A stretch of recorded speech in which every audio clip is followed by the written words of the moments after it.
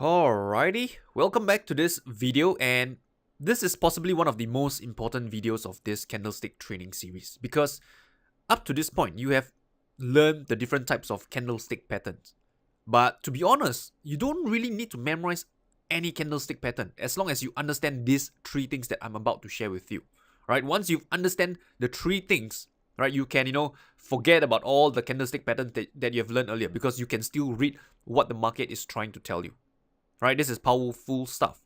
So with that, right, the first thing that you must know is number one, the length of the body shows you who's in control. If you have a longer body, right, it's telling you that let's say a bigger bullish candle with a larger body, it's telling you that the buyers are obviously in control.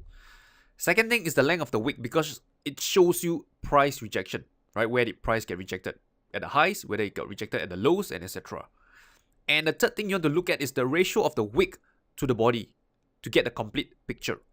Okay, so let's have a look. So you can see over here, the first candle, you have a strong bodied close. Buyers are in control.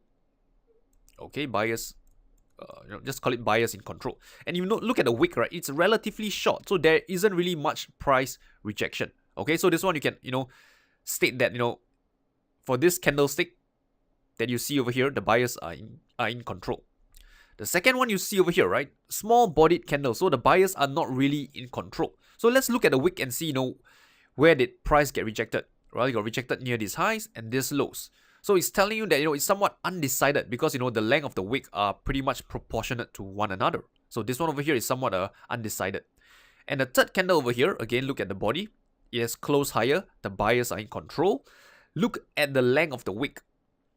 Okay, very long wick, rejecting lower prices. So it's telling you that this candle, buyers are in control and it has rejected lower prices. And this is a very strong price rejection because if you look at the wick relative to the body, right, the wick is so much longer than the body. Okay, so moving on, you can see that this is just the opposite example. Over here, you have a very small wick, right, and a very large body candle towards the downside. Sellers are in control. This one over here, again, you can see that the price rejection of this highs and this lows are somewhat proportionate.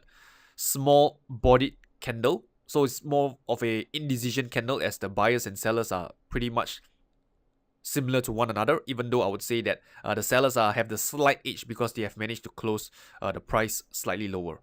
Whereas the third one is more bearish, as you see that, firstly, you have a body that is a lower close, not a very large body, but it doesn't matter because you notice that this long wick over here has rejected higher prices.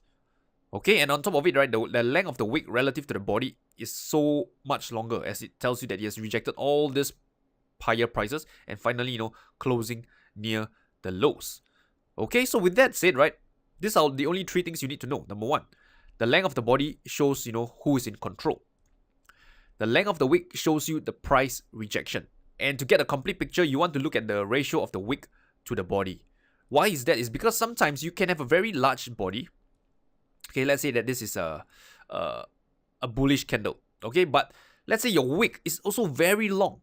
Right now, this doesn't look so bullish anymore because you got to have a price rejection from this high all the way down to where price closed over here. So this is why you want to see the ratio of the wick to the body to get the complete picture. No doubt the body, right, has closed higher. The buyers are still in control, but when you look at it relative to the wick, you know that there is a selling pressure lurking around as well. So similarly, let's say if you have a bearish candle, right, that closed like this, right, at this point, yep, it looks bearish, right? But what if you have a very long wick? Well, now it's not as bearish anymore, right? Because you have this long wick that shows you price rejection of lower prices. And even though the candle has opened here and closed here, right, you know that there is a buying pressure lurking here due to this long wick. So this is why you want to see the ratio of the wick to the body to get the complete picture. So with that said, I have come to the end of this video and I'll see you in the next.